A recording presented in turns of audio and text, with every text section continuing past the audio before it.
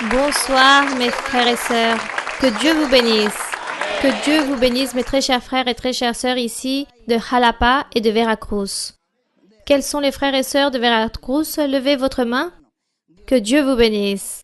Je suis très heureuse de savoir que vous êtes ici aujourd'hui. Je suis très heureuse et saluer tous les frères et sœurs, ceux qui n'ont pas pu venir, un grand bonjour pour eux avec beaucoup de tendresse. Car vous aussi, vous allez leur apporter les cadeaux que Dieu va vous donner, car de la même façon, ils recevront ce cadeau. Car Dieu donne toujours des cadeaux à tous. Il nous bénit toujours. Donc, c'est Dieu qui nous donne tous ces présents. Dieu nous donne beaucoup de cadeaux et lui, il est toujours à nos côtés, en train de nous écouter, de nous voir, de regarder les afflictions et de voir tout ce qui nous arrive dans la vie de tous les jours. Lui, il attend que nous soyons toujours en train de prier, en train de déposer notre confiance en lui pour qu'il puisse nous aider, pour que jamais il nous abandonne, mais au contraire, qu'il nous accompagne toujours de sa main. C'est merveilleux de connaître cette voix, la voix de Dieu. Nous remercions le Seigneur car réellement l'Église est dans tous les pays, pratiquement dans tous les pays. Et bon, ça c'est une promesse du Seigneur. C'est une promesse de notre Dieu qu'il a réalisée depuis beaucoup de temps. Il y a beaucoup d'années, le Seigneur disait qu'il allait lever une église. Je raconte toujours ce témoignage car il me paraît si merveilleux les paroles du Seigneur.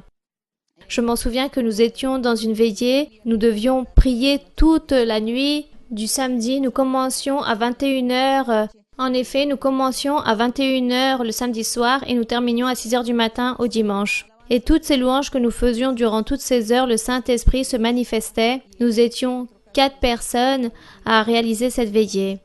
Et le Saint-Esprit un soir nous a dit « Je vais établir une grande église, donc vous continuez à vous réunir. » Il nous disait « Continuez à vous réunir, n'allez pas vers d'autres dénominations, au contraire, soyez indépendants, car c'est moi ici qui vais gouverner. » Et je établirai une grande église ici en Colombie et dans tous les autres pays, disait le Seigneur. Il a réalisé cette promesse merveilleuse et jamais j'oublierai ces paroles du Saint-Esprit lorsqu'il nous a dit cela ce soir-là, lorsqu'il nous a promis et Dieu nous l'a accompli. Dieu disait, je vais mener les personnes, je me chargerai d'apporter toutes les personnes dans tous les lieux où elles doivent être et cela fut ainsi car c'est Dieu qui réellement vous a convaincu. Ce ne fut aucun familier qui vous a obligé ou menacé à venir. C'est vous qui avez été invité peut-être et en venant, Dieu vous a convaincu. Et ça, c'est très merveilleux et ça, ce sont les promesses à lesquelles je m'attache dans les promesses auparavant de l'accroissement de son Église car le Seigneur disait dans tous les lieux, dans le monde entier, l'Église sera établie et c'est lui qui se chargera de grandir l'Église. Et nous n'allions pas nous efforcer autant car à l'époque d'avant, je voyais une dénomination qui envoyait les croyants à aller de porte en porte pour évangéliser. Et ils offraient des revues, et ils commençaient à évangéliser, à inviter les personnes. Et leur devoir, c'était marcher toute la journée et faire du porte à porte. Il y a une religion qui fait encore cela. Et moi, je voyais cela, je disais non, c'est très difficile de prêcher l'évangile, c'est difficile d'évangéliser. Parler de cette façon, non, moi je ne peux pas faire ça, je ne suis incapable de faire du porte-à-porte et parler aux personnes de Dieu. Non, je ne peux pas, je ne sers pas pour cela. Et cela me remplissait comme d'angoisse. Je méditais en tout cela. Et je voyais aussi dans d'autres dénominations, dans certaines églises évangéliques, qu'ils réalisaient des programmes, des concours, ils réalisaient beaucoup d'activités pour retenir les 8, 10 ou 15 personnes, 15 croyants qu'ils avaient, afin qu'ils ne partent pas, afin qu'ils ne s'ennuient pas de la monotonie. Donc ils réalisaient des activités, des programmes pour les retenir. Tout cela me paraissait comme quelque chose qui ne devait pas être ainsi. C'était pour moi très difficile. Et je méditais en tout cela et le Seigneur a pris en compte toutes ces méditations que je réalisais et toutes ces questions que je me posais. Et lorsque le Seigneur a commencé à nous parler ce même soir, lorsqu'il disait qu'il allait établir une grande église, que beaucoup de personnes allaient s'y réunir, il nous disait « Ne vous inquiétez pas, car vous n'aurez même pas besoin de faire du porte-à-porte. » Lui, il le disait car moi je l'avais pensé et je voyais tout cela. Il nous disait, ne vous inquiétez pas, car vous n'allez pas avoir besoin de parler dans les places, dans les parcs, dans les lieux de récréation. Vous n'avez pas besoin d'être là pour prêcher la parole ou de crier et de visiter ou d'inciter les personnes. Non, vous n'avez pas besoin de faire tout cela, car c'est moi qui apporterai les personnes. Je les apporterai de deux en deux, disait-il. Et cela m'a rempli beaucoup de joie. Et cela fut ainsi, car le don de la prophétie que Dieu nous a donné, les dons spirituels, la prophétie si importante, ça, c'est ce qui a convaincu les personnes. Et c'est ce qui nous convainc. Ici, beaucoup, nous sommes ici devant la présence de Dieu grâce à la prophétie. Qui a évangélisé? Le Saint-Esprit. C'est lui qui a parlé, c'est lui qui a fait que nos cœurs puissent bouger, que celui-ci puisse se remplir et que nous commencions à croire en Dieu, à croire en le Seigneur, à croire en ce Dieu vivant en esprit et en vérité. Et ça, c'est ce qui nous tient ici debout devant le Seigneur. L'accomplissement de toutes ces promesses merveilleuses qu'il a réalisées au temps d'avant devant beaucoup de personnes. Je m'en souviens qu'il y avait une personne, une sœur qui avait des visions. Et elle me disait, je vois que vous allez prêcher à une multitude de personnes. Je vois beaucoup de personnes et vous êtes en train de prêcher, de leur enseigner. Et nous étions à peine 4 personnes. Pour moi, beaucoup de personnes, je m'imaginais, sûrement, un jour, il y aura peut-être 100 personnes. C'est cela, sûrement il va un jour avoir 100 personnes qui vont se réunir dans l'assemblée. Pour moi, ça c'était une foule de personnes. Et maintenant, la multitude, et maintenant, lorsque nous faisons une étude biblique dans un colisée là-bas en Colombie, nous réalisons une étude biblique. Il y a à peu près 30 ou 40 000 personnes qui se réunissent.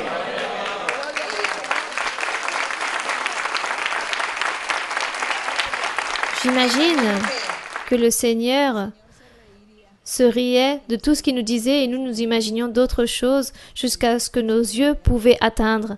On ne pouvait pas mesurer l'ampleur, la grandeur de l'œuvre de Dieu. On ne pouvait pas la mesurer. Jusqu'au jour d'aujourd'hui, nous sommes en train de mesurer cette grandeur. Et lorsque nous ilions dans Jean, le Seigneur Jésus disait « Celui qui croit en moi fera des œuvres plus grandes. » Vous vous souvenez qu'on avait lu cela? « Celui qui croit en moi fera des œuvres plus grandes que celles que je fais. Feront ceux qui croient en moi. » Donc vous devez réaliser des œuvres plus grandes de celles qu'a fait le Seigneur Jésus. Pouvez-vous mesurer cette ampleur? Je ne pense pas que vous allez pouvoir mesurer. Il va vous arriver la même chose que moi. Vous allez dire 100 personnes à peine vont venir.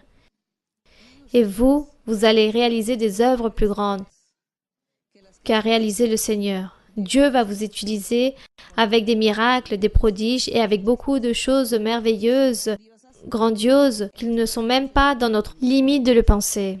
Car Dieu l'a promis ainsi, car ça c'est la promesse du Seigneur. Donc nous sommes ici devant la présence de notre Dieu, un Dieu vivant, un Dieu qui existe en esprit et en vérité. Et à ce Dieu, c'est celui-là que nous louons, que nous vénérons, que nous invoquons. Et c'est ce Dieu qui change notre vie passée, notre vie ancienne, nous la changeons pour ce Dieu vivant et de pouvoir, car il est très merveilleux.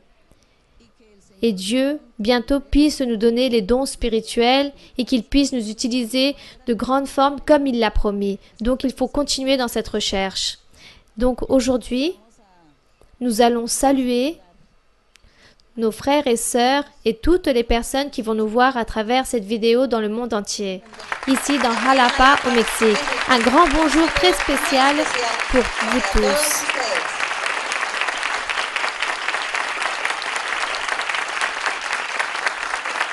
Et nous allons maintenant méditer en le Seigneur et méditons dans le psaume 8. Ici, dans le psaume 8, il dit ainsi, « Pour l'honneur et la gloire de notre Dieu, il dit, « Éternel notre Seigneur, que ton nom est magnifique sur toute la terre. » Notons qu'il est en train de dire « Notre Seigneur ». Si je dirais « Éternel, mon Seigneur », cela veut dire que je suis toute seule en train de prier. Mais ici, il dit « Éternel, notre Seigneur ». Notre, mais de qui? de nous-mêmes, nous les croyants et l'Église du Seigneur. Donc nous sommes en train de prier à Dieu.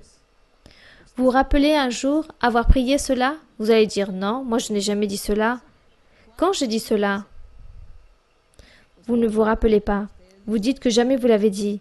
Mais le Seigneur Jésus-Christ, oui, dans la bouche de David ou des chanteurs, il l'a dit au Père, au nom de qui? De nous. Car lui, il fut le haut-parole.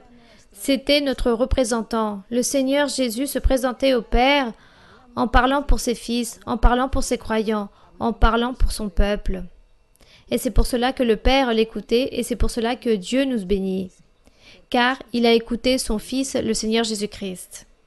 Donc le Seigneur Jésus dit toujours au Père, « Je viens au toi, mon Père, que j'ai péché. » Non, Jésus-Christ n'a pas péché. Qui a péché? Ah, les croyants. C'est eux qui ont péché et maintenant le Seigneur Jésus va demander pardon. Il va dire, « Mon Père, j'ai péché, pardonne-moi. » Et notre Père va dire, « Oui, je te pardonne, car vous, vous êtes mes croyants, vous êtes mes fils, vous êtes mon Église. Gloire au Seigneur. » Bien, donc il dit, « Éternel, notre Seigneur, ton nom est magnifique sur toute la terre. Ta majesté s'élève au-dessus des cieux.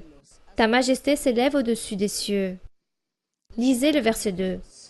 Par la bouche des enfants et de ceux qui sont à la mamelle, tu as fondé ta gloire pour confondre tes adversaires, pour imposer silence à l'ennemi et au vindicatif. Bien. Quel verset si merveilleux lorsqu'il dit « par la bouche des enfants et de ceux qui sont à la mamelle ». Tu as fondé l'Église. Tu as fondé l'Église. Rappelons-nous que le Seigneur Jésus disait « Laissez que les enfants viennent à moi, car eux appartient le royaume des cieux. » Mais il ne parlait pas des choses physiques. Il parlait de comment est un enfant, car un enfant physique a des caractéristiques de comment nous devions être, nous les êtres humains, fils de Dieu, avec un cœur d'enfant. Et le Seigneur disait « Laissez que les enfants viennent à moi. Quiconque qui est un enfant comme celui-ci entrera dans le royaume des cieux. » Pourquoi?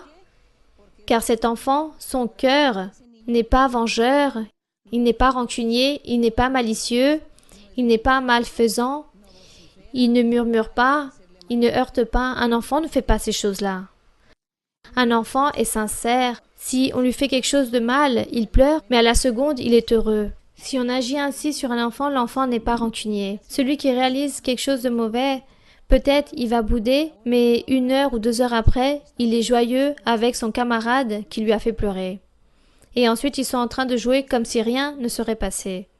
Ça, c'est le cœur de qui? D'un enfant.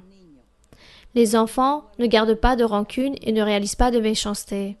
Donc le Seigneur Jésus a dit que nous, les adultes, nous devrions être comme ce cœur de qui? De cet enfant. Que nous, les adultes, nous gardons pas ces rancunes ou ces malices, n'ayons pas d'envie ou cette méchanceté de réaliser des choses mauvaises aux personnes, pas de murmuration, pas de rancune, pas de conflit, que nous ne soyons pas désorganisés, que nous ne soyons pas irresponsables. Voilà comment le Seigneur ne veut pas que nous nous comportions. Ayons donc la caractéristique d'un enfant, du cœur d'un enfant. C'est pour cela que le Seigneur Jésus s'appuyait beaucoup sur les enfants, mais ce n'est pas que nous devions agir comme des enfants par rapport à leur comportement, mais être mature dans la manière de penser, mais un cœur d'enfant, car l'enfant n'est pas méchant. Il ne se penche pas vers l'iniquité. Voilà ce que voulait le Seigneur, et c'est pour cela qu'il comparait ses fils à un cœur d'enfant, pour tout ce qui a un rapport avec la méchanceté. Et c'est pour cela qu'ici, le Seigneur dit. Donc, lorsque le Seigneur Jésus disait que le royaume des cieux, c'est aux enfants, laissez que les enfants viennent, car à eux appartient ce royaume, car les adultes, le croyant ou l'Église du Seigneur, un jour vont arriver à être si parfaits qu'ils vont avoir un cœur d'enfant. Un cœur d'enfant. Le cœur d'enfant ne commence pas à regarder les défauts. Il ne peut pas faire exception de personne. Il ne regarde pas de meilleure façon une personne que l'autre. Un cœur d'enfant ne fait pas cela. C'est merveilleux de voir les caractéristiques de l'enfant.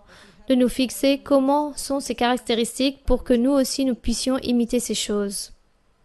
Et le Seigneur dit, « De la bouche des enfants et de ceux qui sont à la mamelle, tu as fondé ta gloire pour confondre tes adversaires. » Ces nouveau-nés à qui le Seigneur se réfère, qui a fondé l'Église, c'étaient les apôtres. Car le Seigneur Jésus-Christ a nommé les 12 apôtres, et ensuite il a commencé à avoir beaucoup de disciples. Et eux, c'étaient ces enfants qui sont à la mamelle, qui sont des nouveau-nés. Car le Seigneur Jésus a appelé 12 apôtres, il les a choisis, il les a élus, car il a vu que eux, ils avaient un cœur d'enfant.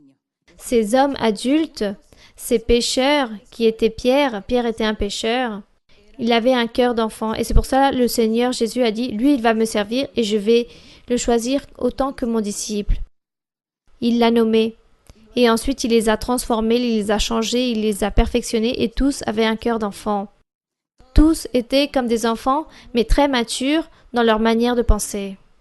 Et c'est pour cela que le Seigneur Jésus disait aux personnes, aux pharisiens, à ses adversaires, il leur disait « Faites attention à blesser ou venir à l'encontre avec ses enfants, c'est-à-dire ses apôtres, car celui qui veut faire quelque chose de mauvais à l'un de ses enfants, à moi, il est en train de réaliser cette iniquité, et moi je payerai tout cela. » Le Seigneur défendait toujours ses enfants qui fondaient l'Église du Seigneur. Et eux, ils ont fondé l'Église du Seigneur. Ensuite, d'autres personnes sont venues, hommes et femmes se sont convertis jusqu'au jour de la Pentecôte où le Saint-Esprit vient les remplir, où il y avait 120 personnes, 120 croyants réunis en train de prier avec les 12 apôtres.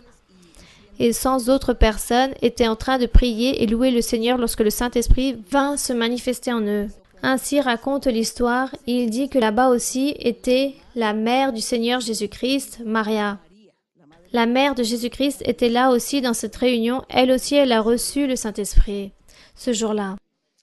Donc nous voyons comment l'Église a commencé à grandir, cette force du Seigneur, cette montagne de Sion, ça c'est le palace du roi, l'Église de Jésus-Christ.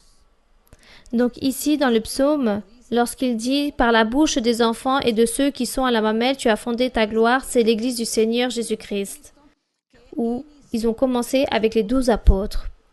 Et ici, il dit aussi que Dieu l'a réalisé avec le but de faire taire ses adversaires qui étaient les mêmes juifs, les mêmes pharisiens qui disaient avoir la loi de Dieu, avoir la parole de Dieu. Eux, c'étaient les adversaires de Jésus-Christ. Et c'est pour cela que le Père dit qu'il n'a pas élu les pharisiens. Il n'a pas élu les sacrificateurs, les prophètes d'Israël. Il ne les a pas élus comme ses disciples pour établir son Église, mais qu'il a élu 12 hommes qui avaient un cœur d'enfant, qui étaient simples et humbles. Et c'est pour cela que le Seigneur les a élus. Et c'est eux que le Seigneur leur a fait plaisir pour fonder son Église. Gloire à Dieu. Donc, c'est ce que cela ici dit ce psaume.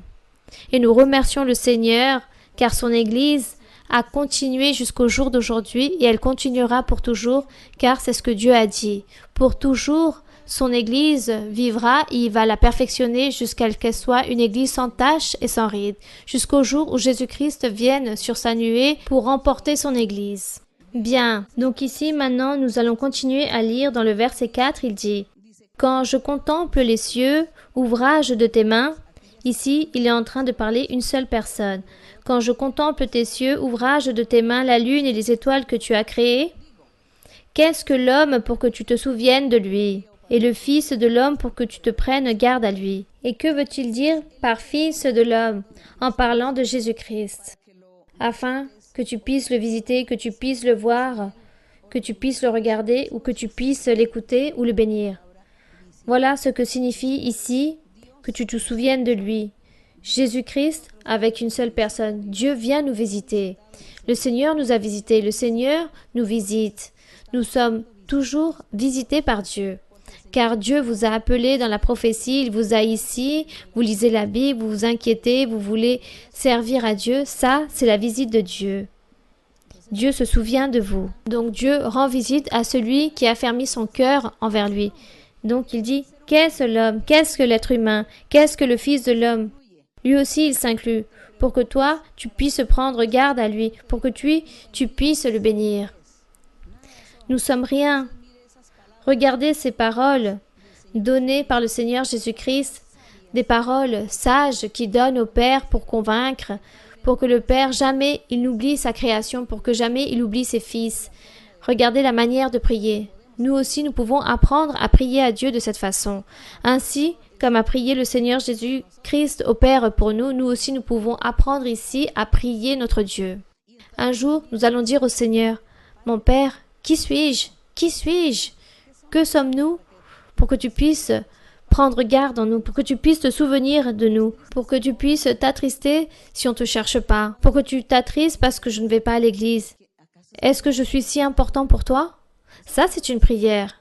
Ça, ce sont des paroles qui touchent Dieu. Et Dieu, nous le sensibilisons. Et Dieu va dire, celui est sage, il est intelligent, il sait comment me parler, il sait comment s'exprimer devant moi. Il m'émue. Donc, immédiatement, Dieu agit dans notre vie. Lisez le verset 6. Tu l'as fait de peu inférieur à Dieu, et tu l'as couronné de gloire et de magnificence. Ici, il y a une connotation très jolie. Tu as fait peu inférieur à Dieu, à qui? À l'être humain. Tout d'abord, à l'être humain. Car il dit que l'être humain est moindre que les anges, que Dieu, car comme Dieu, les anges sont esprits, ils peuvent s'apparaître ici et en une seconde, ils peuvent être là-bas en Europe. Ou en moins d'une seconde. Ils sont déjà en Europe. Donc vous voyez l'avantage que nous mènent les anges? Nous, non. Nous, pour aller en Europe, nous devons prendre l'avion et durer je ne sais combien d'heures pour y arriver. Pendant ce temps-là, les anges ont fait des millions de tours. Donc les anges sont plus grands par rapport à l'être humain. Donc ici, il dit, donc tu as fait à l'être humain peu inférieur à Dieu, aux anges.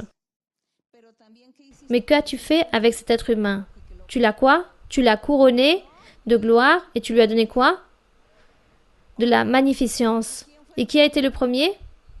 Le Seigneur Jésus-Christ. Le Seigneur Jésus-Christ fut le premier car comme il s'est comporté comme un être humain, il dit que tu as fait de peu inférieur à Dieu, tu l'as couronné de gloire et de magnificence.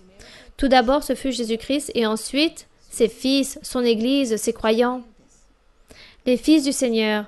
Nous, le Seigneur va nous couronner de gloire et de magnificence. Et nous sommes peu inférieurs aux anges, comme l'a été le Seigneur Jésus. Et lui, autant que notre grand frère, nous aussi, nous allons être peu inférieurs aux anges, mais le Seigneur va nous couronner de gloire et d'honneur un jour. Un jour, il a couronné de gloire et de magnificence. Et c'est pour cela qu'il disait qu'il y avait ces deux aspects ici. Tu l'as couronné de gloire et de magnificence. Tu l'as fait peu inférieur aux anges autant qu'être humain, à Jésus-Christ et l'Église. Ensuite, tu le couronnes de gloire et de magnificence. À qui? À Jésus-Christ et ses croyants. Ça, ce sont les bénédictions que Dieu nous offre. Et regardez encore ce que Dieu a donné à cet être humain. Et il l'a donné tout d'abord au Seigneur Jésus-Christ. Il dit, « Tu lui as donné la domination sur les œuvres de tes mains. Tu as tout mis sous ses pieds. » Donc il dit que le Père a déposé tout sous les pieds de Jésus-Christ. C'est-à-dire, Jésus-Christ domine ou a ce pouvoir, cette autorité de gouverner sur tout et sur tous. Et la promesse est que les fils de Jésus-Christ ou l'Église de Jésus-Christ, un jour, va régner avec le Seigneur, elle va juger et elle aura tout sous ses pieds. Et il dit, comme le Seigneur Jésus reçoit cet honneur et ce pouvoir de la part du Père, ses croyants, son Église aussi, vont avoir ce pouvoir, cette autorité, ce gouvernement et seront en train de régner. Ils régneront, ils jugeront, ils feront beaucoup de choses, non seulement dans ce monde, mais aussi dans l'autre vie. Ça, c'est la promesse de Dieu pour son Église. Donc nous continuons ici à parler du Seigneur Jésus-Christ. Qu'est-ce que le Père a donné encore? Dans le verset 8, il dit « Les brebis comme les bœufs et les animaux des champs, les oiseaux du ciel et les poissons de la mer, tout ce qui parcourt les sentiers des mers, tout cela, il l'a donné à qui? À l'homme, pour que l'homme puisse gouverner, pour que l'homme puisse utiliser toutes ces choses. Mais qui a été le premier? Spirituellement, le Seigneur Jésus. Et ensuite, les autres hommes. L'Église du Seigneur va recevoir beaucoup de bénéfices pour être l'Église, l'épouse de Jésus-Christ. Mais les êtres humains qui encore ne sont pas convertis à Dieu, nous voyons que eux aussi ont cette domination sur la nature, sur tout ce qu'il dit ici, que Dieu, lorsqu'il crée à l'homme, il a donné cette autorité et ce gouvernement sur toute la nature. Et c'est pour cela que les êtres humains dirigent la nature, ils la gouvernent, et c'est pour cela que nous voyons la science et la technologie. Car Dieu a donné tout cela à l'être humain. Même si cet être humain fut inférieur que les anges. Mais aussi, en quelque chose de spécial que Dieu agit, c'est avec Jésus-Christ, avec son Église, qui pour eux, il y a beaucoup plus de bénédictions que pour ceux que peut avoir le reste de l'humanité. Donc le reste de l'humanité peuvent être de grands scientifiques et peuvent voyager dans toutes les planètes et chaque jour ils vont avancer vis-à-vis de la science, ils vont inventer beaucoup de choses car Dieu permet aussi cela. Mais nous serons supérieurs, son Église, ses croyants, nous allons régner avec le Seigneur, là-bas proche de Dieu. Nous serons proches du Seigneur en train de profiter de lui. Donc c'est très glorieux, c'est très merveilleux ce psaume 8 et ici dans le verset 10, Éternel, notre Seigneur, une fois de plus, c'est comme si nous disions, Seigneur, tu es notre Dieu, ton nom est grand, dans toute quoi? Dans toute la terre, ton nom est magnifique sur toute la terre, il est grand, tu es sublime et tout-puissant. Parce que dans les autres planètes, il n'y a pas d'êtres humains, les êtres humains vivent seulement sur la terre. Et c'est pour cela qu'il dit que ton nom est magnifique sur toute la terre, toutes les grandeurs et toutes les choses magnifiques qu'il a fait avec nous. Vous voyez, mes frères, mesurons l'ampleur des bénédictions que Dieu nous a données. Et ici, nous, pour faire partie de notre Seigneur Jésus-Christ, combien d'autres choses nous allons profiter de Dieu, combien d'autres bénédictions nous allons recevoir de notre Dieu. Merci à notre Père, que Dieu permet aujourd'hui que vous tous, que personne puisse se perdre, que personne puisse se dévier, mais que tous nous puissions continuer et se retrouver tous dans l'éternité pour continuer à louer le Seigneur. Bien, donc maintenant nous allons débuter notre étude à travers les questions de ce soir. Oui, nous allons donc commencer avec nos questions. Mon frère, ma sœur, bienvenue. Je souhaite vous poser certaines questions, mais très brèves. Oui, mon frère. La première, c'est être sauvé et entrer dans le royaume des cieux. Cela équivaut à dire la même chose? Oui, c'est la même chose. Être sauvé, se sauver du mal, se sauver des griffes de l'ennemi, se sauver d'une condamnation éternelle. Voilà ce qu'on appelle être sauvé. Merci, ma sœur. Et entrer dans le royaume des cieux, c'est la même chose, car la personne qui est sauvée, Dieu l'emmène dans le lieu où elle va se reposer, où elle va trouver cette joie, cette paix. Merci beaucoup, ma sœur. Ici, j'ai une question de la Bible aussi, car pour moi, c'est un passage qui est un peu ambigu. Oui, mon frère, et je voudrais que vous puissiez m'éclaircir ce point. Par exemple, dans Actes 2, 21, Romains 10, 13 et Joël 2, 32, il dit exactement la même chose. Il dit « Alors quiconque invoquera le nom du Seigneur sera sauvé ». Puis dans Romains « Car quiconque invoquera le nom du Seigneur sera sauvé ». Et dans Joël « Alors quiconque invoquera le nom de l'Éternel sera sauvé ». Oui, maintenant je vais vous enseigner qu'est-ce que signifie le mot « invoquer ». Il dit « Car quiconque invoquera le nom de Jésus-Christ sera ». Notez qu'il parle dans un futur. Si on dit à une personne « Si toi, tu réponds ce questionnaire, tu seras la présidente de cette compagnie. » Donc, qu'est-ce que cela signifie? Que c'est déjà la présidente? Donc, on lui demande un effort, car elle doit répondre un questionnaire où il y a beaucoup de questions qui peut être très difficile et peut-être elle peut même pas y répondre. Et l'autre personne lui dit, si tu réponds parfaitement à ce questionnaire, alors tu seras la présidente de cette compagnie. Et l'autre personne commence à dire, non, il faut que je réponde. Mais elle a manqué une question. Elle n'a pas réussi. Donc, elle a peut-être répondu 9 sur 10. Est-ce qu'on l'a nommée présidente? Non. Donc c'est pour cela qu'on lui a dit, tu seras présidente si tu réponds. Mais comme elle n'a pas répondu à toutes les questions, elle ne sera pas présidente. Dieu est ainsi.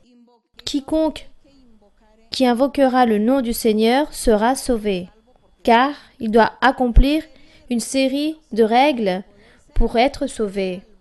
Maintenant, je vais vous dire qu'est-ce que signifie le mot invoquer. Invoquer le nom du Seigneur. Ce n'est pas juste dire « Seigneur, Seigneur ». Ah mon Dieu, garde-moi. Ah Dieu, sauve-moi. Ah, regarde cette peur. Qu'est-ce qu'il est en train d'arriver là-bas?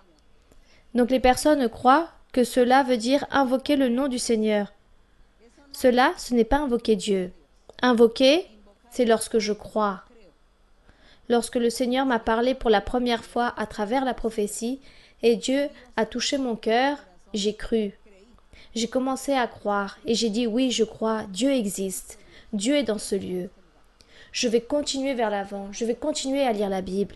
Là commence mon processus de changement où je commence à marcher dans les voies de Dieu et on appelle ça invoquer Dieu. Donc je commence à invoquer Dieu. Cela veut dire je commence à croire en Dieu, à déposer ma confiance en Dieu, à attendre en Dieu et à prendre sa doctrine. Donc je dois commencer à lire. Mes premiers pas, c'était lire la Bible. Moi je lisais la Bible et j'ai lu jusqu'à pouvoir trouver la vérité, jusqu'à trouver la réponse de tout ce que je me posais comme question, jusqu'à ce que je puisse trouver dans la Bible où on interdit que je ne peux pas adorer, vénérer des statues, des images. Je dois trouver ici dans la Bible. Et je lisais jusqu'à ce que j'ai pu trouver la réponse.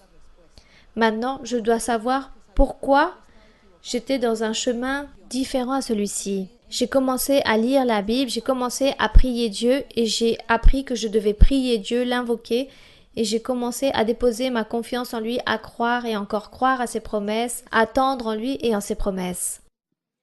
Et j'ai commencé à invoquer Dieu. Et j'ai commencé à apprendre les règles du Seigneur, qu'il ne faut pas faire ceci, cela, qu'il ne faut pas être rancunière, qu'il ne faut pas que je sois orgueilleuse, qu'il ne faut pas que je sois remplie de vanité, que je ne dois pas faire des choses mauvaises aux personnes, que je ne dois pas tromper les personnes, que je ne dois pas mentir aux personnes, que je dois être responsable, organisée, honnête, ne va pas voler, ne vole pas aux personnes. Si on travaille autant qu'employé, on ne doit pas voler le temps à l'employeur. On ne va même pas voler une seule aiguille de l'entreprise, car ça, on ne doit pas le faire. On doit respecter cela. J'ai appris tout cela. J'ai appris parce que la Bible me l'a enseigné. Donc, on appelle cela invoquer Dieu. J'étais en train d'invoquer Dieu. Et maintenant, j'ai beaucoup d'années en train d'invoquer Dieu. J'ai beaucoup d'années en train d'invoquer Dieu il y a plus de 45 ans. Je suis en train d'invoquer le Seigneur. Invoquer Dieu, connaître ses commandements et les réaliser. Ça, c'est invoquer Dieu. Tout d'abord, le premier pas, c'était avoir cru que Jésus-Christ, c'est Dieu. Que Jésus-Christ est le Fils de Dieu, c'est le Roi, et c'est lui que Dieu a établi ici sur la terre pour qu'il puisse être notre intermédiaire, notre médiateur, notre avocat devant le Père. Ça, c'est le premier pas de croyance que j'ai eu et c'est en ça que j'ai cru en le Seigneur et ça, c'est invoquer le nom du Seigneur. Lui, c'est le seul.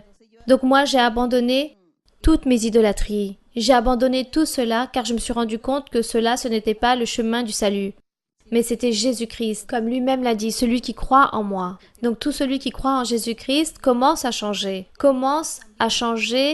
de mentalité et à chercher Dieu en esprit et en vérité, et il termine par laisser le péché. Et les personnes cessent de pécher. Et cela, on dit qu'on invoque Dieu. Vous voyez mes frères et sœurs? Donc tout celui qui invoquera le nom du Seigneur Jésus-Christ sera sauvé. Et pourquoi il dit qu'il sera sauvé? Donc moi j'invoque le nom du Seigneur il y a plus de 45 ans et encore il me dit tu seras sauvé. Oui, parce qu'il me manque encore des choses. Qu'est-ce qu'il me manque? Arriver à la mort physique en train de faire des bonnes choses. Arriver à la mort physique sans péché. Mais me conserver sans tache, sans ride, parfaite devant mon Dieu, en train de faire des bonnes choses, des choses justes, et ainsi la mort me surprendra, et là s'accomplira cela. Et je serai sauvé, car je suis arrivé à ce but. Je suis arrivé à la fin. Il dit, celui qui persévérera jusqu'à la fin de sa vie sera sauvé. Celui qui persévère jusqu'à la fin de sa vie sera sauvé. Mais toute cette vie que vous avez menée en le Seigneur, c'est invoquer à Dieu.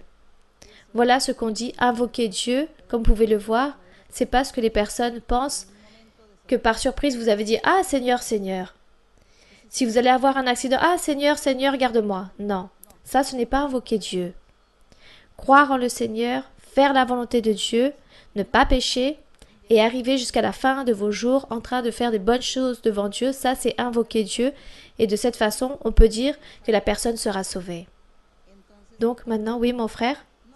Mais c'est une très belle question mon frère, j'ai beaucoup aimé votre question. Vous l'aviez vu de ce point de vue? Non, vous n'aviez pas vu les choses ainsi. C'est pour cela, les personnes, parfois, il existe tellement de dénominations, de croyances et être faciliste. Car les personnes aiment le facilisme. Car la Bible dit qu'il faut invoquer Dieu et tu seras sauvé. Donc, je vais pécher, je vis dans le péché, je vis de plaisir, de la vie, de toutes ces choses et dans mon péché. Et le jour où je vais mourir, je vais dire « Seigneur, Seigneur, pardonne-moi ». Et ça y est, parce que c'est comme ça que la personne l'a compris. Invoquer le nom du Seigneur pour être sauvé en un moment, non. Le Seigneur ne va pas pardonner, il ne va même pas vous écouter. Car il n'a pas vécu la vie comme il devait la vivre devant Dieu. Ça, c'est invoquer le Seigneur. Bien. Aujourd'hui, mon frère, nous avons beaucoup appris.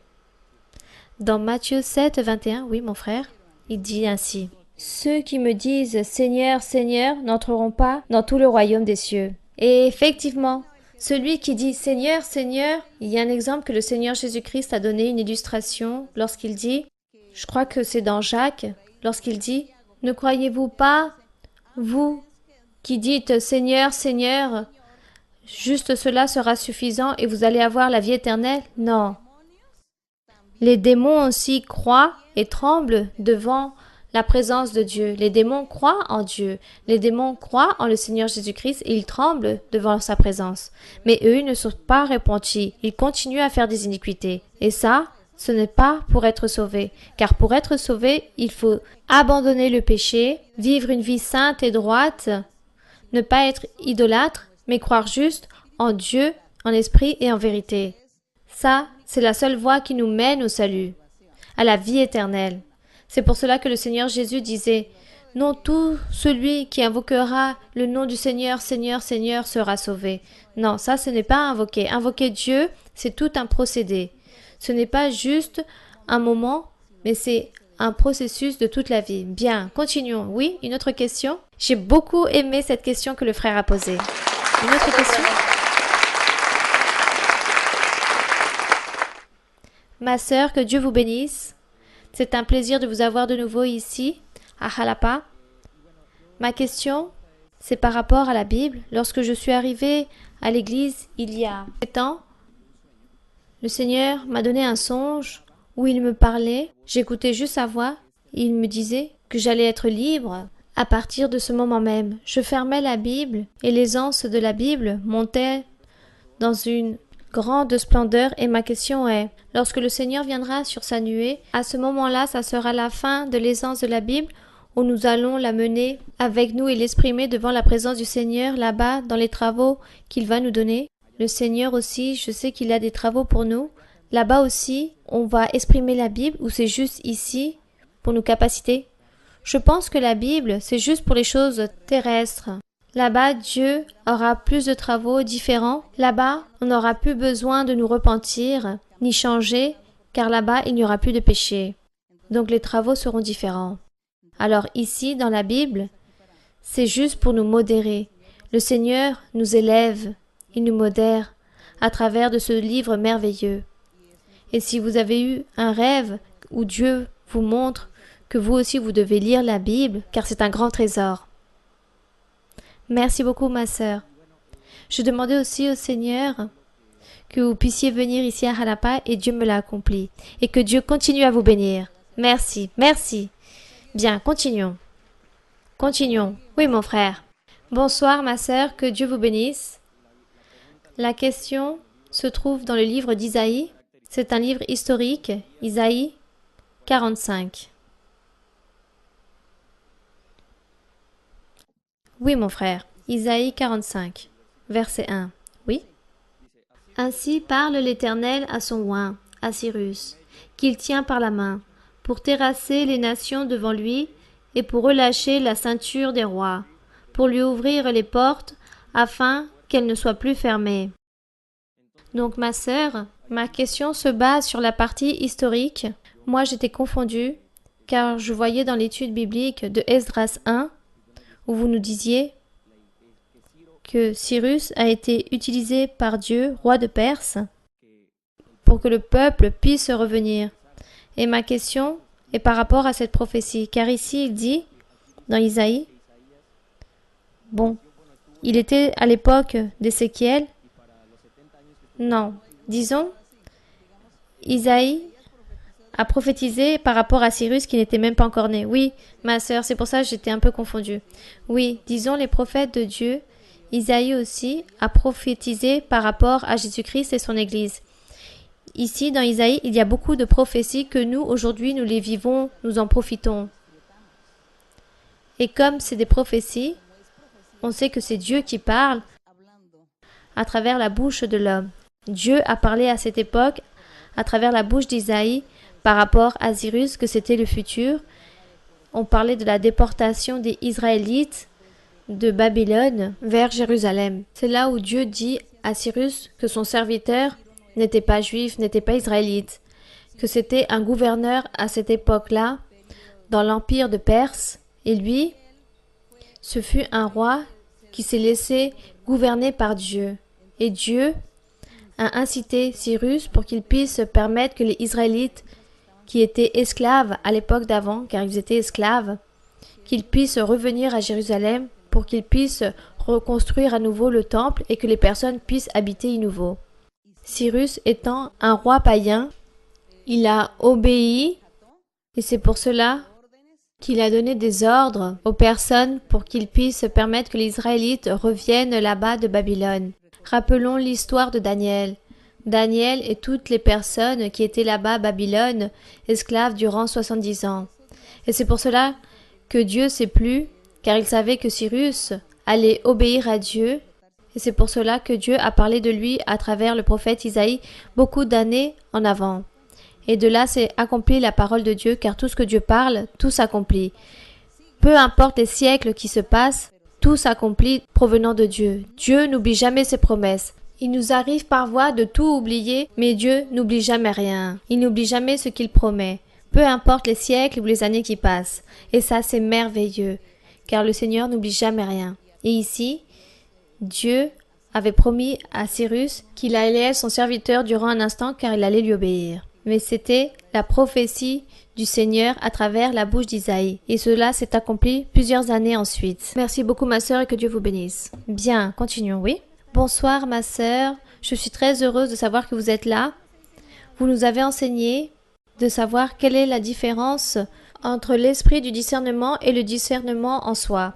Vous nous disiez que l'esprit du discernement, c'est un don que Dieu nous donne lorsqu'une personne qui connaît une autre personne qu'elle a en face sait si celle-ci est remplie d'esprit ou marche dans le péché. Puis, vous nous disiez antérieurement que le discernement en soi, c'était quelque chose de différent. Vous nous disiez que le discernement, c'était la capacité de faire la différence entre une chose et l'autre. Qu'est-ce qu'on doit faire ou pas? Gérer tous les sujets avec intelligence. Et ça, c'est ma question. Nous, dans la vie, dans la société, dans le travail, et ici dans l'Assemblée, nous avons besoin d'avoir justement de ce discernement. Et vous nous disiez aussi, l'important serait que tous puissent avoir ce discernement.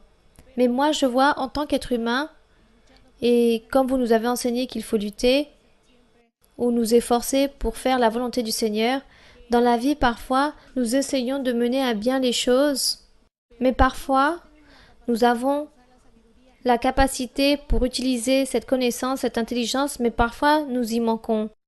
Donc ma question est, que doit-on faire pour réussir et obtenir ce discernement et avoir ce témoignage que Dieu veut que nous soyons pour tous ceux dont il a choisi pour établir son Église? Merci beaucoup, ma sœur. Bien, nous allons parler des deux choses, des physiques et spirituels, comme dit la sœur.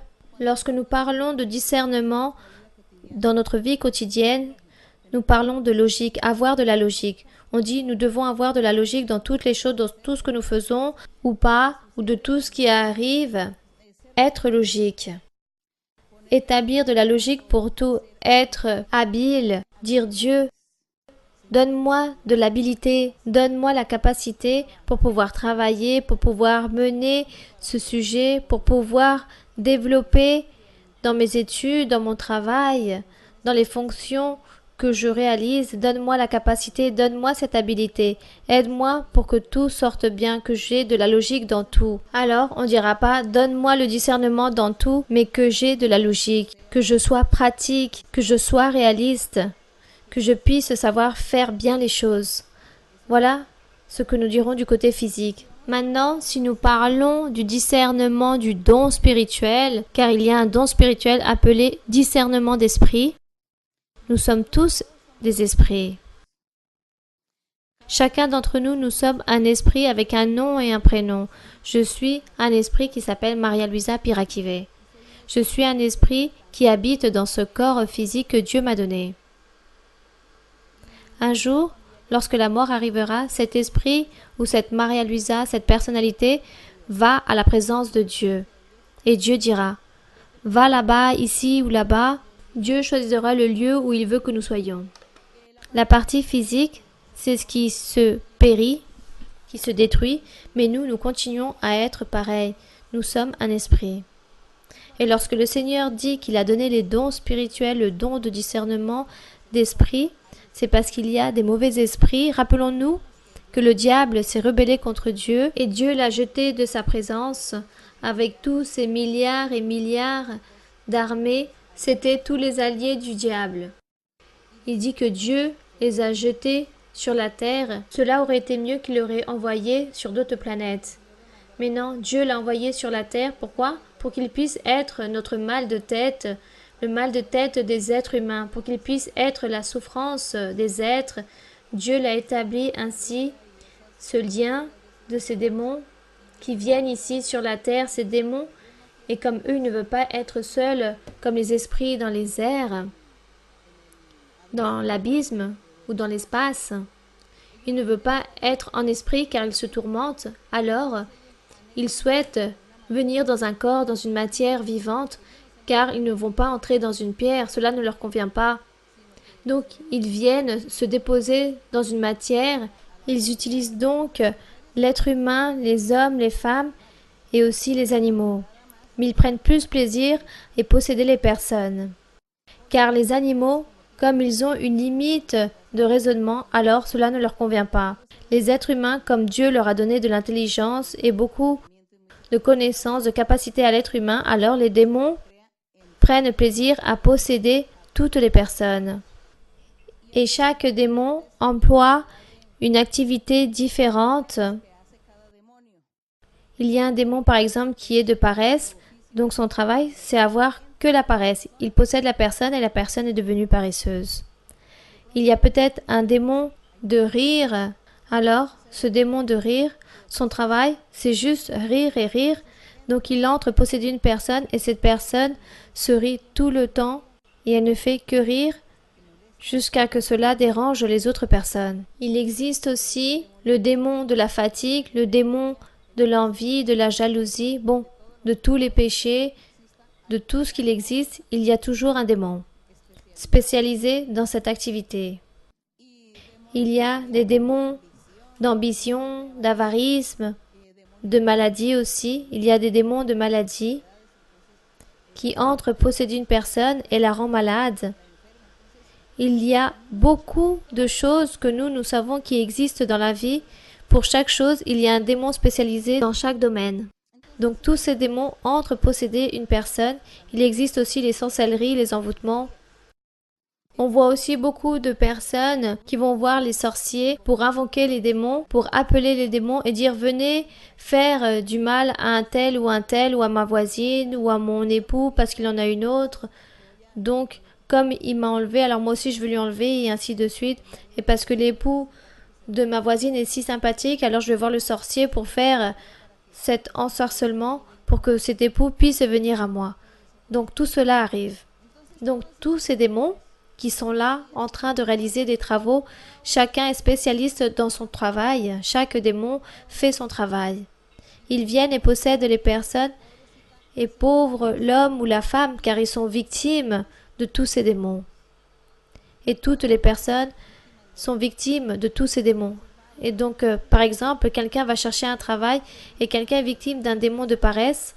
Alors, on lui dit, va travailler, je ne te donne pas à manger car tu es un paresseux, tu ne travailles pas.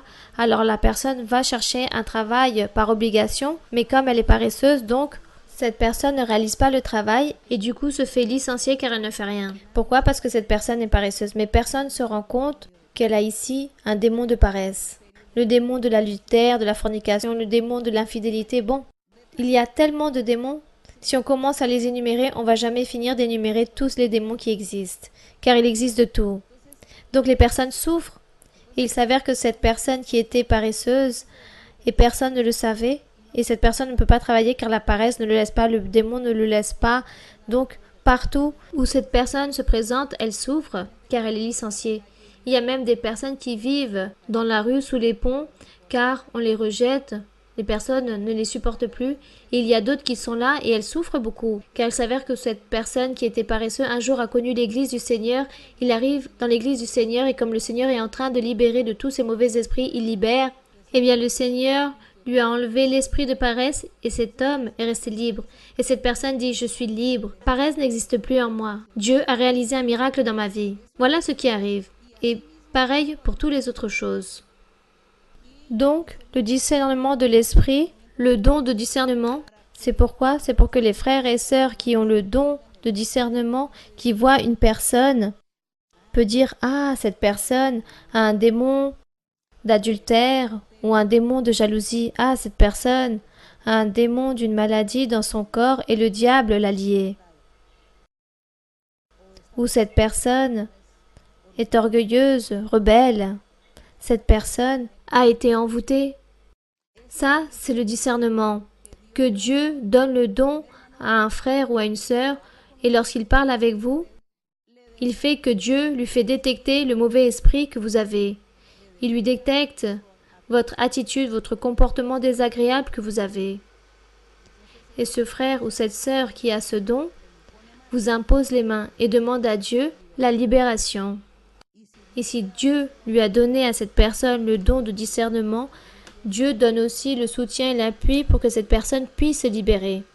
Ça, c'est le don de discernement de l'esprit.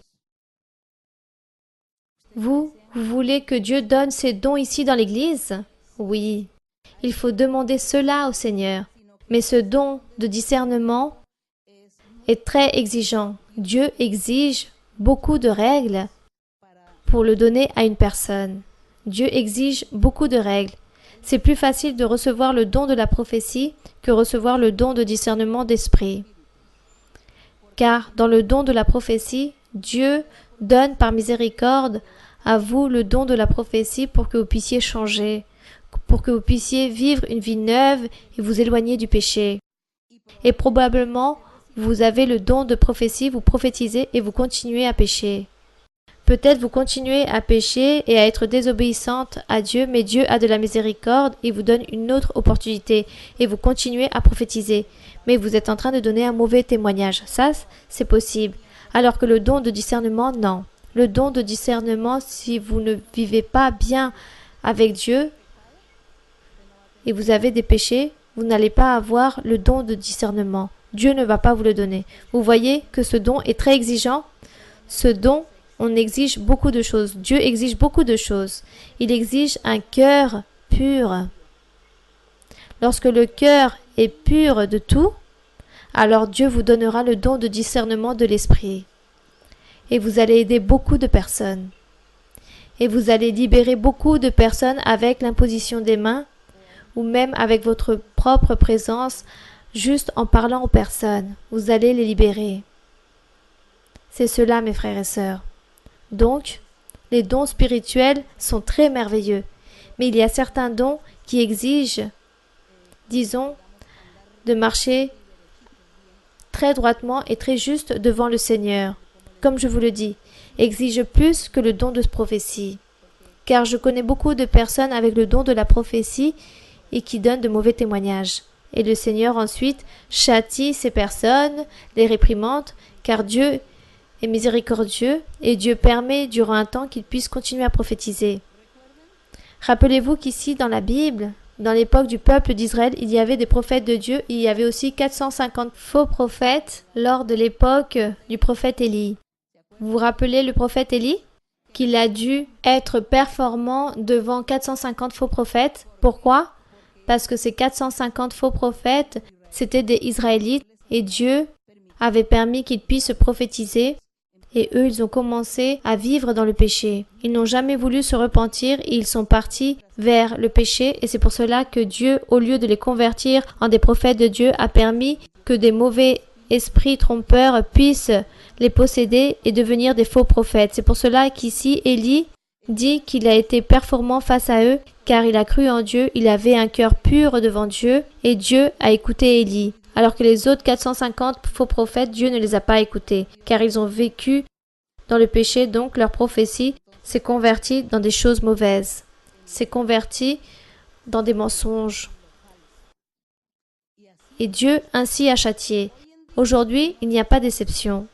Aujourd'hui aussi, Dieu, dans son Église, avec ses croyants, il est très strict. Il donne les dons spirituels, il donne le don de la prophétie. Par miséricorde, pour que les personnes puissent changer et que les personnes puissent se repentir. Mais si les croyants qui prophétisent ne se repentissent pas, mais continuent ainsi dans leur péché et dans leurs mauvais témoignages, alors un jour Dieu les convertit en de fausses personnes qui prophétisent. Voilà ce qui arrive, ou les sort de l'Église, ou leur enlève le don ou l'appui. Voilà ce qui arrive, mes frères et sœurs. Mais dans cet aspect, Dieu est si miséricordieux qu'il vous donne beaucoup d'opportunités. Donc, c'est pour cela que le pasteur est là. Il y a aussi les autres personnes, ceux qui ont le don de discernement. Ils sont prêts et préparés pour dire à ces derniers, « Écoute, mon frère ou ma sœur, tu prophétises et Dieu m'a révélé que toi, tu es en train de donner un mauvais témoignage. Repentis-toi, change, ou sinon Dieu va te châtier.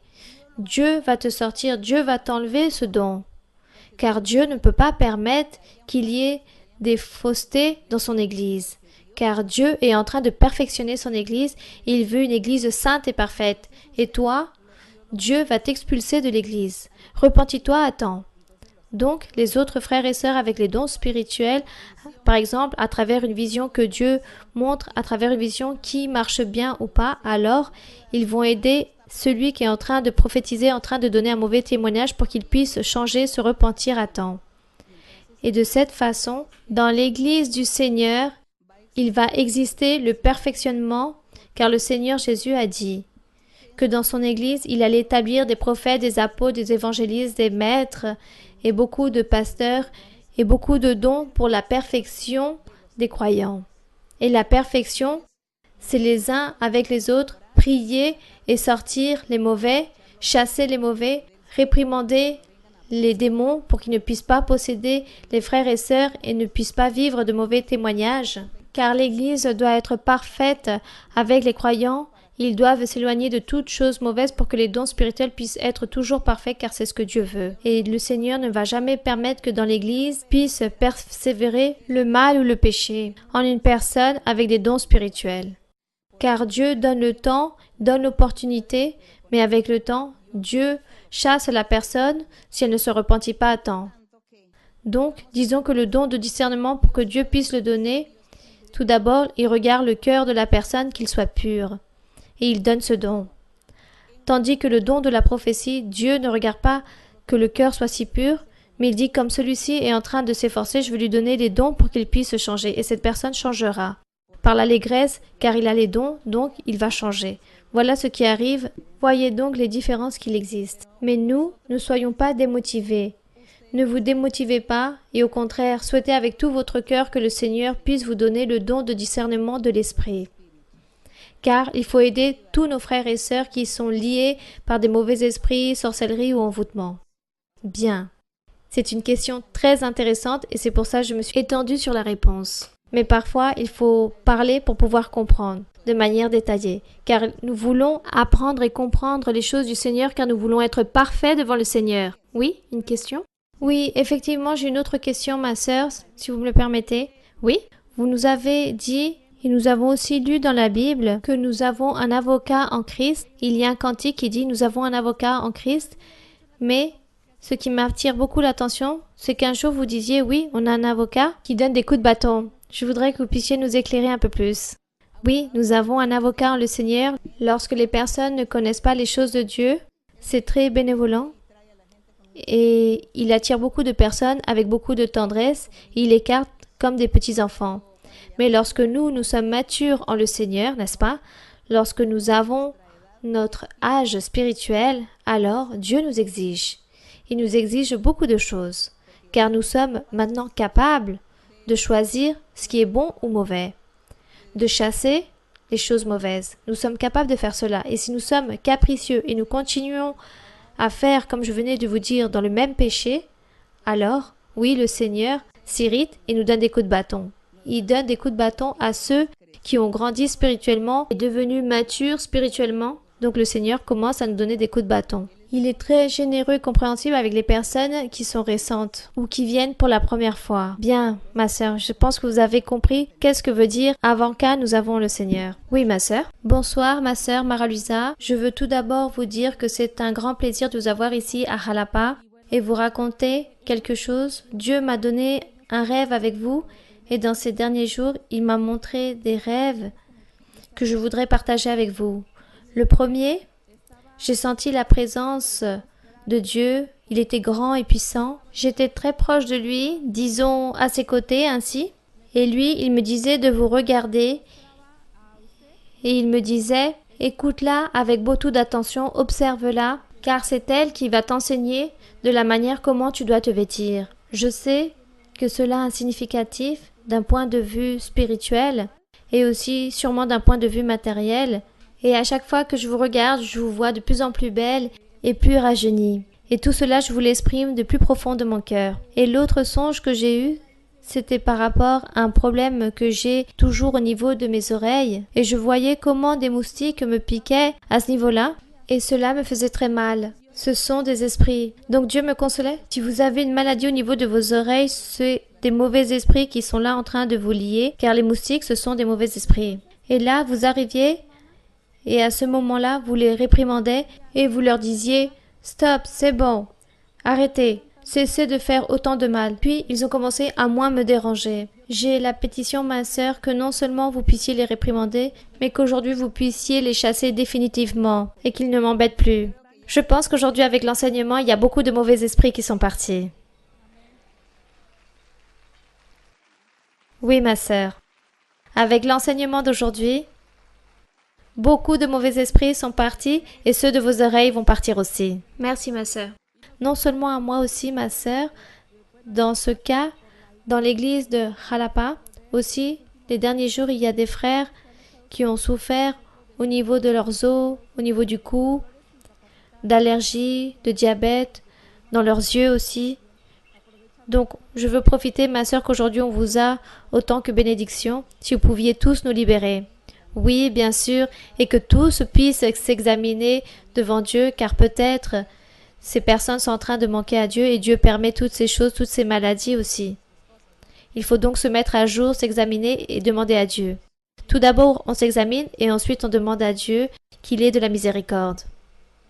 Oui. Et ma sœur, je voudrais aussi profiter pour vous demander, sans vouloir abuser de votre bonté, à chaque fois que je lis la Bible, Cela m'impressionne beaucoup comment les Israélites ont perdu beaucoup de bénédictions à cause de leur manque de foi, car ils étaient capricieux. Je pense que si eux ils avaient eu une autre attitude envers Dieu, sûrement lui il aurait accompli tous les souhaits qu'ils avaient dans leur cœur lorsqu'ils marchaient au milieu du désert. Cela je le compare et je le médite avec la vie que nous avons tous les jours, nous les croyants. Peut-être nous pouvons avoir beaucoup d'années dans l'Église. Il y a beaucoup de promesses que nous sommes en train d'attendre. Parfois elles ont 10, 15 ans en attente, elles ne s'accomplissent pas encore. Et peut-être nous, autant qu'êtres humains, on se désespère et on peut peut-être arriver à perdre la foi ou juste rappeler au Seigneur. Parfois, nous malinterprétons les prophéties et on a l'impression que Dieu nous a promis ceci ou cela, mais peut-être nous nous trompons. Peut-être je malinterprétais la prophétie ou la personne qui a prophétisé, il y a eu une erreur. C'est pour cela qu'on dit que 5 ans, 10 ans sont passés et rien ne s'est accompli. Peut-être il y a eu une erreur. Mettons de côté tout cela, ne nous inquiétons pas, continuons vers l'avant, vivons ce présent avec Dieu.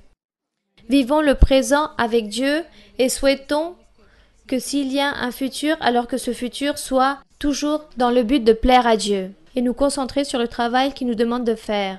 Et par rapport aux promesses, ne nous démotivons pas, car peut-être il y a eu une erreur ou lors des interprétations, ou peut-être aussi la personne a manqué à Dieu et lorsque Dieu a réalisé ses promesses, c'était avec une condition et la condition ne s'est pas accomplie, alors Dieu n'a pas donné la promesse, il n'a pas donné la bénédiction.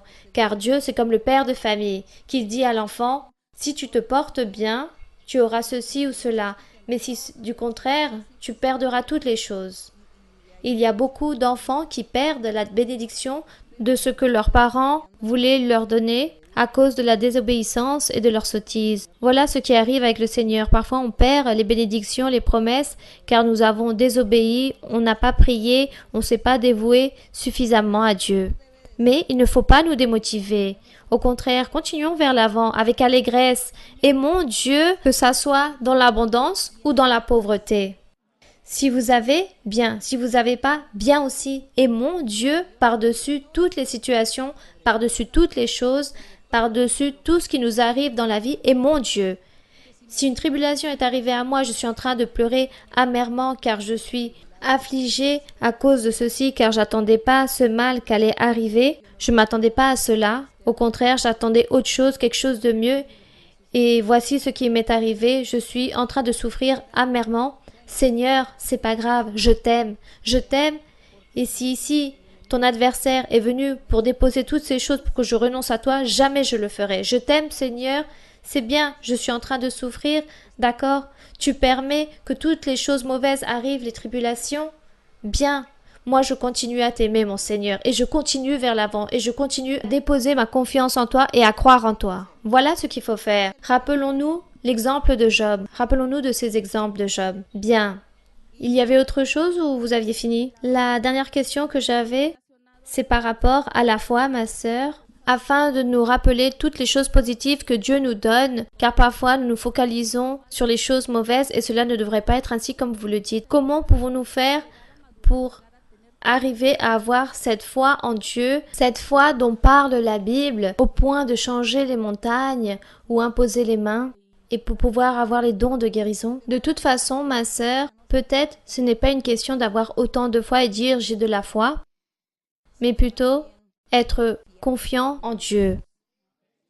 Lorsque vous imposez les mains, soyez confiante et croyez que Dieu vous a donné cette faculté, que Dieu vous a donné cet ordre, que Dieu vous a dit qu'il fallait le faire.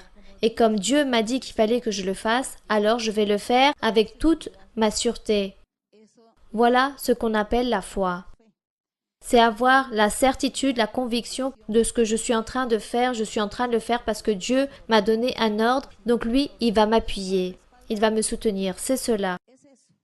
Et c'est pas dire j'ai la foi, car parfois on ne comprend même pas ce que veut dire avoir la foi. Avoir la foi, c'est croire. La foi, c'est croire. Donc si Dieu me parle et il me dit impose les mains, simplement, je lui crois. J'ai cru en Dieu, donc je vais le faire. Et lorsque je vais le faire, bon Seigneur, je le fais, car tu m'as envoyé. C'est toi qui donneras le pouvoir, car moi je n'ai pas de pouvoir, et c'est toi qui réaliseras cette œuvre, car tu l'as dit ainsi. Voilà ce qu'on appelle la foi. Ça, on appelle la foi. Et faire les choses en croyant que Dieu est en train de nous utiliser pour que tout se fasse bien. Moi, un jour, le Seigneur me disait, il me disait que je devais peut-être visiter les personnes, car je disais au Seigneur que je ne pouvais plus imposer les mains. Seigneur, je ne peux plus imposer les mains. Et cela me manque, m'attriste de savoir que je ne peux plus imposer les mains ou prophétiser comme je le faisais anciennement ou au début. Et lui, il me disait, ne t'inquiète pas, ne t'inquiète pas. Simplement, visite, enseigne la doctrine, parle aux personnes, et cela sera suffisant. Les personnes vont recevoir les bénéfices juste par le fait de te voir, si tu leur offres un sourire, ou si tu les regardes, ou n'importe quel mot qui sortira de ta bouche, je t'appuierai, et les personnes vont recevoir ce bénéfice. Donc, moi je le crois ainsi. Je crois en cela. Et c'est pour cela, lorsque je vais dans un certain lieu, visiter une église, je dis j'y vais. Car si ma présence, Seigneur, si c'est pour quelqu'un soit joyeux, alors moi je veux rendre allègre quelqu'un avec ma présence, même si je ne peux pas faire beaucoup, imposer les mains et rien de toutes ces choses, mais si ma présence rend joyeuse cette personne, alors que cette personne soit joyeuse. Et j'y vais. Ainsi je parle au Seigneur. Et cela, donc tout cela, on appelle la foi. On appelle cela la foi. Et je dis, Seigneur, si ma présence sert à quelque chose, pour que quelqu'un puisse recevoir un bénéfice, alors je serai là, mon Seigneur. Donc on appelle la foi. Pourquoi? Parce que lui, il m'a promis cela, et moi je le vois avec tout mon cœur, avec toute sincérité, et je fais tout cela avec grand plaisir. Et c'est le Seigneur qui réalise le miracle. C'est cela. C'est le Seigneur qui fait le miracle. Et cela, on appelle la foi. Bien, ma sœur. Merci beaucoup, ma sœur, et que Dieu vous bénisse. Et la sœur disait tout à l'heure qu'elle avait eu un songe où le Seigneur disait que j'allais lui enseigner à se vêtir. Je pense, mes frères, que par rapport aux vêtements, à l'habillement, tant à l'homme qu'à la femme, car il y a des lieux, des pays où l'homme s'habille de manière peu décente. Mais principalement la femme. Principalement, ce phénomène se voit dans la femme. Disons que l'habit ou le vêtement ne doit pas être ainsi ou d'une façon particulière, mais tout simplement que la femme doit se garder à ne pas dévoiler, j'espère que vous puissiez me comprendre, ne pas dévoiler leur partie du corps afin de ne pas provoquer. C'est cela, que la femme puisse cacher sa silhouette afin de ne pas provoquer ou tenter. C'est cela. On dit que la femme doit s'habiller de manière décente. Tous, nous savons qu'est-ce qui provoque par rapport aux femmes. Qu'est-ce qui provoque? On le sait déjà. Donc, dans votre manière de vous habiller, être décent, afin de ne pas provoquer, pour que les hommes ne soient pas là en train de vous suivre du regard, car on voit des femmes si mal vêtues dans la rue, voire pratiquement nues, et d'autres qui portent des vêtements plutôt transparents, voire des collants, et on dirait qu'elles sont nues aussi. C'est normal que les hommes deviennent fous en train de regarder une femme ainsi. Cela ne plaît pas à Dieu. Et les filles de Dieu, les croyantes de l'Église, raison de plus, comment doivent-elles se vêtir pour plaire à Dieu? Donc Dieu va dire, ma fille me demande que je lui donne le don de discernement. Elle vient à l'église, elle prie, elle lit la Bible, elle chante, mais lorsqu'elle est dans la rue, elle est là-bas toute folle en train de s'habiller de manière très peu décente, dira le Seigneur. Comment vais-je lui donner le don de discernement de l'esprit? Si là-bas dans la rue, elle est à moitié nue ou avec des vêtements très moulants, des bas très près du corps, comment on appelle cela? On dirait des leggings transparents comme des collants. Comment? Des bas en lycra. Elles utilisent cela et par-dessus, elles ne mènent pas quelque chose de long ou une jupe, mais elles laissent juste ce lycra transparent et elles marchent ainsi dans la rue. Cela ne plaît pas à Dieu. Il dit, ça c'est ma fille qui marche dans la rue avec ce bas transparent, On lycra, comment vais-je lui donner le don de discernement de l'esprit si elle ne s'est pas libérée de cet esprit de vanité qui la possède? Car peut-être ça lui plaît que les hommes la regardent. Par ailleurs, elle peut recevoir aussi, comme les gens sont fous, ils peuvent les insulter ou dire des choses vulgaires. Et voilà ce qu'elle cherche. Donc Dieu veut que ses fils, ses croyants, ses filles ne soient pas comme ces filles du monde, de cette manière de se vêtir, mais qu'il y ait beaucoup de pudeur, beaucoup de modération, car Dieu voit toutes ces choses, et si nous voulons les dons spirituels, alors nous devons savoir nous comporter dans la vie de tous les jours, non seulement à l'intérieur de l'Église, mais en dehors aussi. Bien. Encore des questions?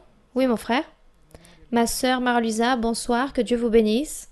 Nous sommes très très contents de votre visite. Ma question est la suivante.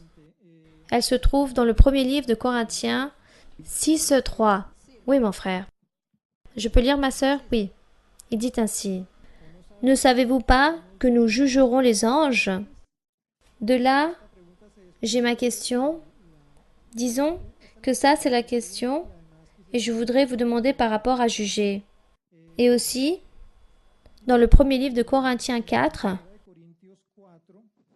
3, l'apôtre Paul parle et il dit « Pour moi, il m'importe fort peu d'être jugé pour vous ou par un tribunal humain. Je ne me juge pas non plus moi-même, car je me sens coupable de rien. » Ça, c'est les questions que je voudrais vous dire. Bon, juger. Tout à l'heure, nous étions en train de dire que le Seigneur allait donner de l'autorité dans son Église pour régner et que nous allions juger, car nous serons avec le Seigneur Jésus-Christ, avec Dieu, car Dieu allait nous couronner de magnificence et de gloire. Vous vous rappelez de cela? Et que Dieu allait nous donner aussi l'autorité de juger le monde, les anges qui se sont rebellés contre Dieu. Jésus-Christ et son Église vont s'asseoir sur des trônes pour juger les personnes qui n'ont pas cru en Dieu, en cette humanité qui n'a pas voulu croire en Dieu, et aussi en les mauvais esprits qui se sont rebellés avec le diable. À tous ces mauvais esprits que j'étais en train de nommer, tous ceux-là seront jugés. Qui les juge? Jésus-Christ et l'Église. Ils vont les juger. Et c'est pour cela, tout cela va arriver lors du jugement final. Et ici, lorsque Paul dit qu'il n'est pas jugé par vous, c'est les croyants. Paul est en train de parler, c'est avec l'Église. Et il est en train de dire, moi, j'ai toujours donné bon témoignage, bon exemple, donc je ne serai pas jugé par vous. Vous n'allez pas me juger si j'ai fait quelque chose de mauvais ou pas, si je suis en train de pécher ou pas.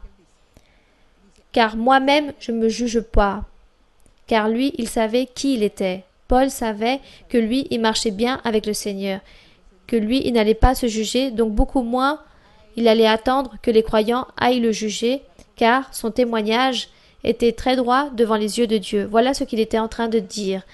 Cela est très différent qu'un jour, Dieu va permettre que le Seigneur Jésus-Christ et son Église sera en train de juger tous les démons qui se sont rebellés contre le diable et juger les personnes qui n'ont pas cru en le Seigneur. Nous allons maintenant nous mettre debout. Et nous allons prier et remercier notre Dieu. Nous allons prier et demander pour les maladies, pour les sorcelleries, les envoûtements, les mauvais esprits, des pétitions, les souhaits matériels, spirituels, le manque de travail, d'argent, de toit. Bon, tellement de choses que nous avons besoin. Prions et demandons à Dieu aussi pour le souhait que vous avez dans votre cœur. Quels sont vos souhaits, vos vœux, qu'ils soient bons, n'est-ce pas? Parce que Dieu ne va pas accomplir les mauvais, mais les bons vœux, oui. Demandez tout cela aussi au Seigneur à ce moment-là, car après la prière, je ne vais pas imposer les mains, mais juste notre prière va être valide devant le Seigneur. Déposez votre main sur le cœur ou levez vos mains et dites au Seigneur ce que vous sentez, ce que vous avez besoin. Que voulez-vous et qu'attendez-vous de Dieu? Qu'est-ce que vous voulez que Dieu vous donne? Et vous, vous devez le savoir. Je veux une guérison dans mon corps, j'ai une maladie, on m'a fait de la sorcellerie, des envoûtements. Ah, les mauvais esprits ne me laissent pas dormir, ils me tourmentent. Ah, j'ai des dettes, j'ai pas de travail, je suis en manque d'argent, il y a de la pauvreté dans mon foyer. Bon, toutes les pétitions, tous les besoins que vous avez, que vous sentez que vous avez besoin en ce moment, parlez à Dieu.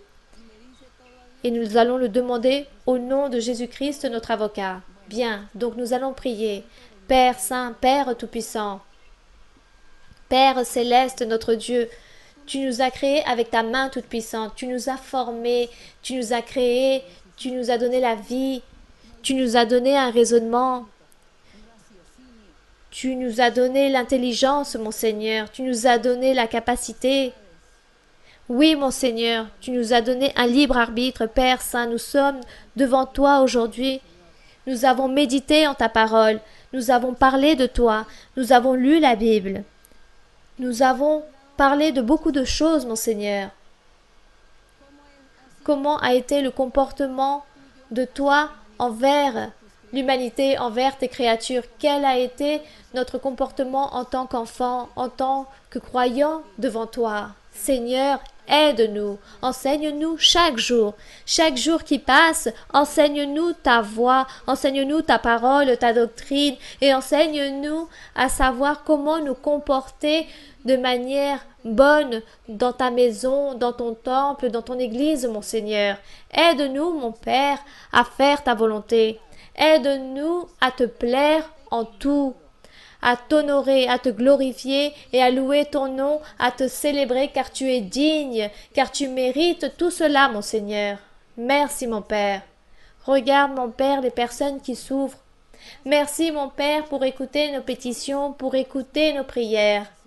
Et aussi, maintenant, mon Père, tends ta main guériseuse sur ceux qui sont malades, sur toutes les personnes qui sont malades, sur tous ceux qui ont des maladies physiques dans leur corps et tous ceux qui ont des maladies morales, tous ceux qui sont victimes de sorcellerie, d'envoûtement, de mauvais esprits, qui ne les laissent pas dormir, qui les tourmentent dans leur corps, qui ne les laissent pas vivre.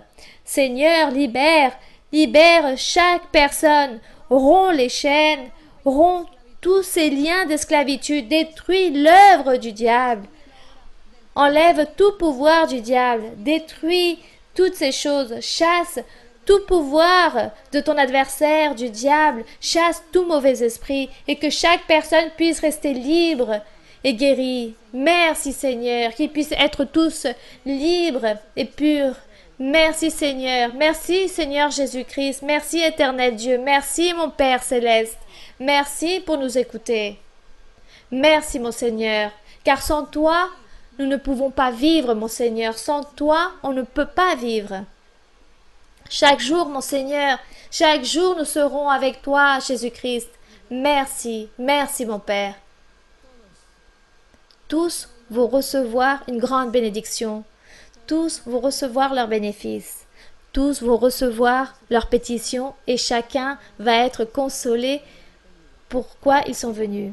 À chacun, Dieu leur a donné le triomphe et la victoire. Et je serai aussi en train de donner une somme d'argent à certains. Il y a des sommes d'argent extra que je vais donner. Il y a une grande abondance et une bénédiction, un progrès pour beaucoup. Mais la consolation et la joie, tous l'ont reçu, et je leur ai donné des triomphes et des victoires. Et je vais donner des dons spirituels. Donc, j'espère que vous allez me chercher, et toutes vos angoisses, tristesses, je vais les transformer en consolation. Je vais donner de l'allégresse, de la joie dans vos visages. Je vais enlever toute douleur, toute amertume dans vos cœurs. Et je serai en train d'enlever aussi tout conflit entre beaucoup de familles. Je serai en train de donner l'abondance, la prospérité et du progrès spirituel et matériel. Je serai en train de changer beaucoup de cœurs et beaucoup de conflits familiaux seront enlevés. Il y aura beaucoup de progrès. Il y aura beaucoup de bénédictions et beaucoup d'abondance dans certains. Beaucoup de bénédictions. Toutes les afflictions et les tristesses seront enlevées et les amertumes aussi. Il y aura de la prospérité. Cependant, soyez fermes, continuez, car la bénédiction, vous allez la voir. Vous allez la voir bientôt sur vous. Vous allez palper toutes ces promesses que je vous ai faites et je ferai que tous puissent continuer vers l'avant et fermes à tout moment. Il y aura des changements, des triomphes. Je donnerai de la prospérité. Il y aura beaucoup de paix, beaucoup de libération et beaucoup de guérison, beaucoup de changements. Merci mon Père céleste. Merci mon Père pour ton amour et tes promesses. Merci. Cada día con Cristo me llena de perfecta paz. Cada día con Cristo le amo más y más. Él me salva y guarda y sé que pronto volverá. Y vivir con Cristo más dulce cada día será. Cada día con Cristo me llena de perfecta paz. Cada día con Cristo le amo más y más. Él me salva y guarda y sé que pronto volverá. Y vivir con Cristo más dulce cada día será. Merci, mon Seigneur. Merci, éternel Dieu, mon Père de notre Seigneur Jésus-Christ. Béni soit ton nom pour toujours. Merci au Seigneur. Que Dieu vous bénisse, mes frères. Que Dieu vous bénisse. De manière très grande, le Seigneur a réalisé des merveilleuses promesses et des libérations, beaucoup de libérations. Je sais que cette libération et ces promesses couvrent aussi les personnes qui vont nous voir à travers la vidéo, car le Seigneur bénit tout le monde. Mais aussi, spécifiquement et spécialement ici, vous, le Seigneur, a réalisé ces promesses et bénédictions, ces libérations, d'arranger les conflits, de supplier aussi les bénédictions économiques et ce triomphe que Dieu va vous donner. Beaucoup de consolation. Merci. Et on remercie notre Père. Quelle allégresse et quelle joie d'avoir cette fête spirituelle avec notre Seigneur, avec notre Dieu. Aimons le Seigneur. Aimons le Seigneur. Et aussi, nous donnons des cadeaux à notre Père tous les jours. Lisons la Bible, prions et notre cœur pour lui. Que Dieu vous bénisse et merci beaucoup. Merci.